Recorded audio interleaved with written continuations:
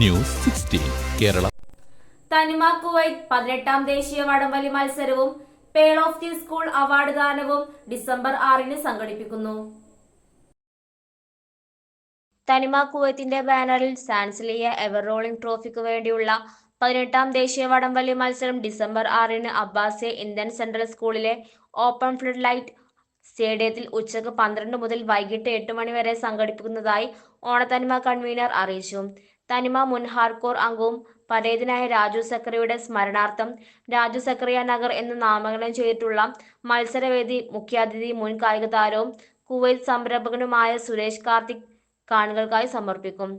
പൊതുസമ്മേളനത്തിന് South African ambassador doctor Manelisi P ഗെൻഗെ മുഖ്യാതിഥിയായിരിക്കുമെന്നും സംഘാടകർ അറിയിച്ചു.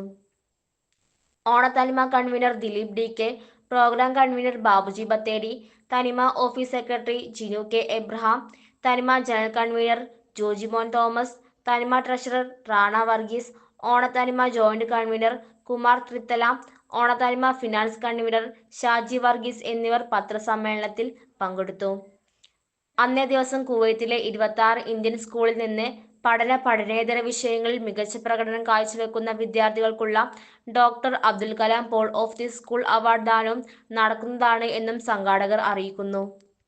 മാസങ്ങളോളം പരിശീലനത്തിൽ ഉള്ള 20-ൽ പരം ടീമുകൾ മാറ്റുരയ്ക്കുന്ന മത്സരത്തിൽ ഇത്തവണ ആദ്യമായി ലോകത്തിന്റെ വിവിധ ഭാഗങ്ങളിൽ നിന്നുള്ള വടംവലി കായിക താരങ്ങൾ പങ്കെടുക്കുന്നു എന്നതും ഇത്തവണത്തെ സവിശേഷതയാണ്. Tag of war federation of ഇന്ത്യയുടെ അംഗീകാരത്തോടു കൂടി നടക്കുന്ന മത്സരങ്ങളിൽ നിന്ന് തിരഞ്ഞെടുക്കപ്പെടുന്ന കായിക താരങ്ങൾ ഇന്ത്യയിൽ നടക്കുന്ന ദേശീയ മത്സരങ്ങൾ കുവൈത്തിനെ പ്രതിനിധീകരിക്കും. 5-6 അടിയിൽ അധികം ഉയരമുള്ള എവറോളിംഗ് ട്രോഫികൾ തനിമ വടംവലിയുടെ മാത്രം പ്രത്യേകതയാണ്. എല്ലാ കായിക പ്രേമികളെയും തികച്ചും സൗജന്യമായ വടംവലി മാമാങ്കത്തിലേക്ക് ക്ഷണിക്കുന്നു.